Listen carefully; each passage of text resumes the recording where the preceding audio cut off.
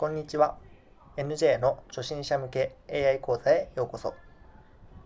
本日は少し毛色を変えて羽田空港からお届けしております。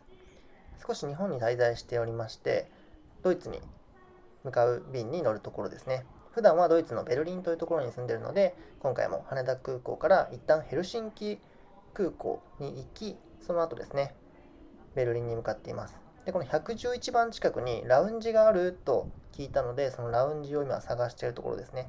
で、ネットの情報によると、このエスカレーター、エレベーター、エスカレーターですね。エスカレーターを上がった先にラウンジがあるとのことなので、行ってみました。このティアットラウンジ、スカイラウンジってやつですね。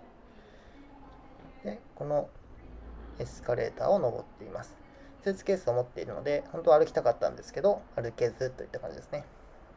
で、このスカイラウンジ、ここがですね、プライオリティパスというですね、クレジットカードを付随する黒いラウンジ入れるカードみたいなのがございまして、それを持っていたので、入ろうと思って。いつもなんか羽田空港こういったラウンジなかったんですけど、今回あるとのことを聞いたので、入ってみようと思って、今回初、羽田空港ラウンジですね、国際線初ですね。で、これですね、プライオリティパス。一応なんかパスポートも多分必要だと思うので、パスポートとプライオリティパスを握りしめて向かってみました。で、これ見せたところ、ここ違いますよと言われてしまいまして。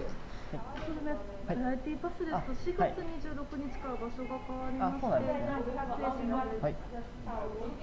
一度降りていただきまして、左手方向108番ゲート向かい側のスカイラウンジサウスでご利用いただきます。なるほど、わかりました。ということで、108番ゲートに向かっています。この飛行場についているのが2024年の6月の10日ですね。なので、ちょうど1ヶ月ちょっと前から場所が変わったと。2024年4月28日以降はスカイラウンジの場所が変わったとのことで、ネットの情報にはなかったので、ちょっと面白いなと思って今回動画に収めているといった次第ですね。で、108番ゲート、この辺ですね。右手にセブンイレブンがあって、そのセブンイレブンの隣の隣ですね。今見えてるちょっと黒いところですね。結構夜の便だったのでだいぶいないですね。私が初めてドイツに行った時もコロナ禍だったので、こんな感じで誰もいない便でしたね。その動画もどっかにあるので、後でもしよければ見ていただけると嬉しいです。はい、こちらですね。プライオリティパスってデカデカと書かれていますね。では、中に入ってみましょう。中に入るとですね、まずエレベーターで下の階に降りるといった感じですね。で、この受付の階にだけトイレと、あとシャワーもあるのかな。シャワーは行かなかったんですけど、多分トイレとシャワーがあります。下に着くとこんな感じでラウンジっぽい場所に到着しました。結構ビールとかも飲めたり、あとは飲み物も結構選べる感じで、バーになってましたね。で、私は一番奥の席にしました。ミーティングがちょっと入ってたんで、ミーティングしていいですかと聞いたら、ミーティングはしちゃダメと言われてしまいました。そういうのをダメと言ってしまうところが少し日本っぽいなとも思いつつ、でもいいところでもありますよね。で、味噌汁、インスタントのラーメンとか、あと、ミレーですね。これは大分県のやつですかね。で、おにぎりとかパンとか、あとマカロンとかもありますね。枝豆とソーセージとポテトと、あとはカレーだったかな。カレーと、はい。ちょっと私もミーティングしてたので、忙しくて食べれてなかったんですけど、結構いいですよね。ちょっと私もドイツにいるので、こういった日本食見ると食べたくなる。いいなと思いますね。これはアイスかな。はい。アイスも食べればよかったですね。忘れてました。あとは、ビールの瓶とチーズとかですかね。で、あとドリンクバーもあって、みたいな感じですね。で、せっかくなんで、ビールをね、飲もうと思っていますと。あと、コーヒー系もありますね。カプチーノとかも飲めるといった感じです。では、ビールですね。これWeWork に行ってみたという動画を1回出したことがございまして、その時も同じ、この自動で生ビールを入れてくれる機械を紹介してましたね。で、WeWork の方が種類は多かったですね。今回は札幌の生ビールだけが置いてあるといった感じですね。でミーティングするときはここでやってくださいと言われた場所ですね。パソコンを置ける場所もなく、スマホで電話と思っていたんですかね。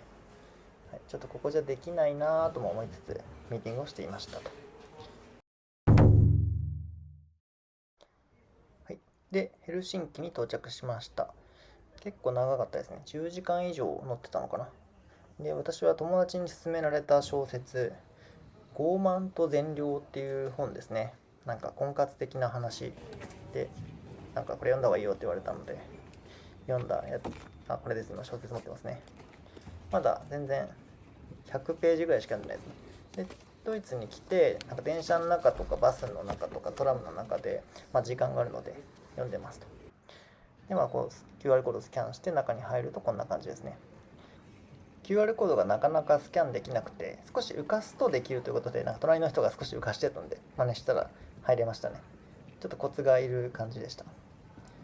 で、ヘルシンキの空港の中です。まだ早朝なのでこっちも全然人がいないですね。でやっぱりフィンランドなのでムーミンが至る所にいますね。あんまりムーミンのキャラクター知らないんですけど、このデザインやっぱり可愛い。北欧のデザインは可愛いのが多いなという感じです。でこれから私が乗るこの7時5分のベルリン行きの便ですね。これに今から乗ろうと思っていますと。でこれ乗るのにもまだ1時間ぐらい確か時間があったので、またですねラウンジを探しているといった感じですね。またラウンジね色あるのでどれかなと思いつつ、なんかラウンジって書いてあるのでこの矢印に沿ってちょっと行ってみようと思って行ってみましたと。途中ゴミ箱がありましたね。左から缶、箱、ビニール袋、紙、リンゴ類、ペットボトルみたいな感じですかね。結構ドイツもなかなか分けてる文化というかリサイクルの文化あって、リサイクルするとお金が返ってきたりみたいなのがあるんですけど、北欧は多分それよりもはるかにこのリサイクル文化みたいなのが進んでいる気がしています。でラウンジですね。もう私は空港に着いたらとりあえずラウンジ行ってみようということで行ってますいつも。でここフィンエアーって書いてあるラウンジですね。フィンエアーのラウンジ結構混んでましたね。5分ぐらい並んだのかな。でやっぱり身長がでかいですね。日本だと自分の背の低さみたいなのを意識したことないんですけど、一応170以上あるので意識しないんですけど、こうヨーロッパとか来ると自分の背の低さを少し実感します。いつも通りプライオリティパスを握りしめていますと。ただやっぱり違うよと言われたので、また別な場所に移動中といった感じですね。いつもなんか一発で入れないですね。で道中にですね、こうミーティングするスペースですね。さっき日本でミーティングする場所に困ってたんですけど、結構このね北欧はちゃんとミーティングする場所がもう空港内にあるって言ったことでめちゃめちゃいいなと思いました。入らないでラウンジに行ったんですけどね。で、見つけましたね。ここが行ってたラウンジですと。で今回はエレベーターで上に行きます。前回日本はですね下に上がったんですけど、このヘルシンキ空港では上に行きますと。このボタンもヨーロッパっぽいですね。ドイツもこういうボタンしてますね。で位置もねちゃんと車椅子でもタッチできるような感じです。確かドイツも同じ感じで、日本もそういえば下の方にありましたね。この下にあると車椅子のやつも押せるみたいな、子供も押せるみたいな感じなんですかね。結構いいなと、デザイン的にいいなと思います。でエレベーター三菱が多いですね、ドイツは。ヘルシンキどうだったんだろうな。日本のブランドがやっぱり多いですね。インフラ系は多いなという印象です。でここがラウンジですね。このラウンジも良かったですね。結構 Wi-Fi も速くて、お姉さんもすごい接客ちゃんとしてくれて、この人ですね。で、中はこんな感じ。かなり綺麗ですよね。ミーティングしていいかって言ったら全然いいよって言ってくれましたね。日本の時は迷惑なのでやめてくださいって言われましたけど、ここではやめてください。ミーティングスペース行ってくださいみたいなこと言われましたけど、ここではそんなこと言われず、空いてたからかもしれないですね。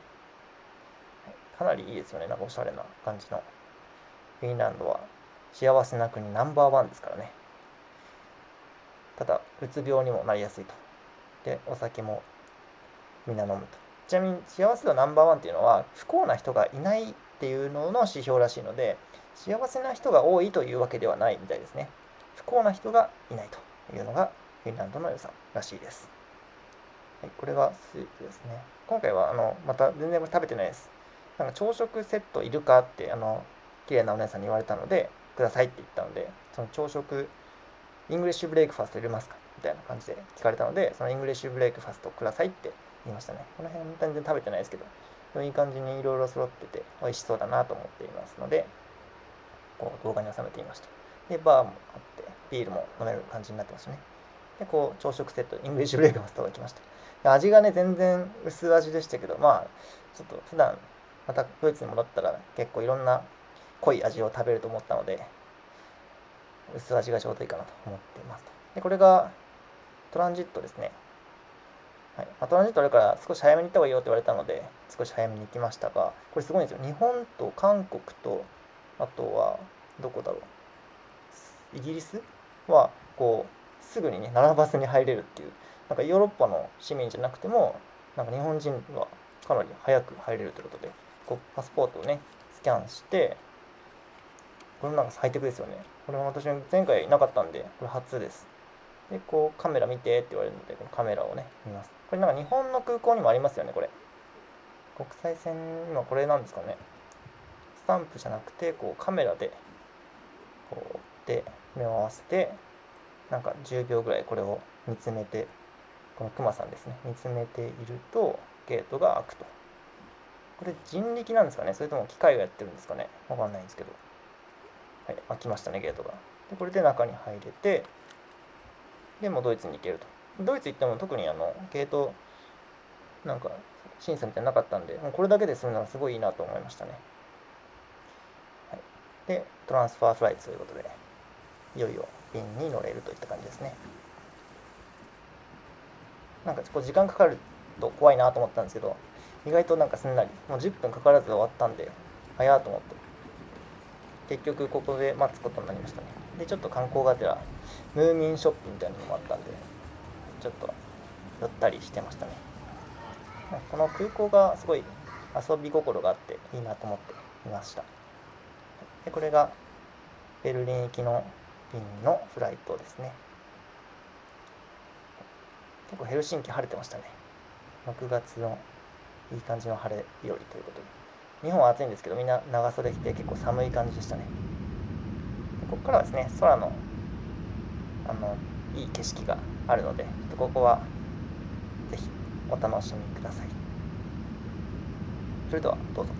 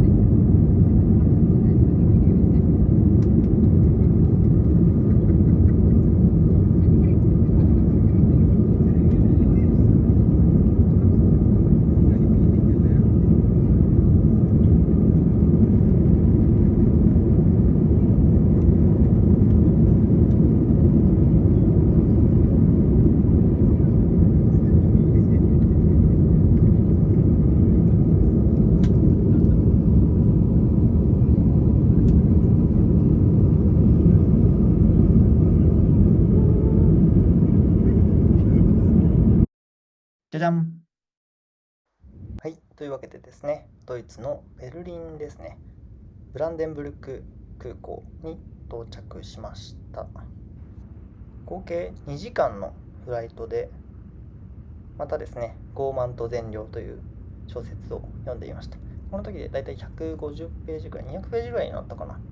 今、ドイツのベルリンでもね、読んでて、もうすぐあと50ページぐらいで読み終わる感じですね。ちょうどもう一人の目線でね、見て、あ、こうなってたのかっていうところをね、今楽しんでるところでございますと。はい、到着しましたと。この空港には何度もお世話になっているので、すごく見覚えのある、私にとっては、着いたなという感覚の場所ですね。曇ってますね。ドイツっぽいです。はい、バッグは私、今回全部ドイツに置いてきてたので、手荷物特にないです。小さいスーツケース1個なので、特にバッグを取る必要ないんですけど、出口の方に向かっております。はい、出口ですね。皆さんスーツケース持ってますね。結構空港のこの感じ私は大好きで、ここを歩くだけでもワクワクしますね。はい、ベルリンに着いたので、そろそろ締めに入りたいんですけど、最後までご覧いただきまして誠にありがとうございました。このチャンネルではですね、普段は AI に関する情報、テクノロジーに関する情報、LINE ボットの作り方、Unity でゲームの作り方などなど様々ですね、毎週黙々と淡々と配信しておるんですけど、今回はちょっとイレギュラーということで、せっかくね、ドイツに来たり、ヘルシンキにちょっと乗り継いだりみたいなのがあるので、こういう動画もあったら見る人もいるかなと思ってちょっと撮ってみました。ぜひですね、高評価だったりコメントとかしてくれると嬉しいです。結構ドイツで割と孤独に頑張ってたりもするし、日本人誰もいない環境で今頑張ってるので、なんかコメントとかくれると嬉しいですね。で、このドイツのブランデンブルク空港には毎回車が置いてるんですよね。毎回違うこの BMW の車が置いてあって、毎回空港に来るたびにこの車を見てますね。で、この車を目の前にあるこのカフェですね。いつもここでアップルパイとカフェラテを飲むのが私の定番ですね。ただ今回はちょっと直接ね、42という場所に向かいたかったので、このまま進みました。ありがとうございました。それではまた。チュース。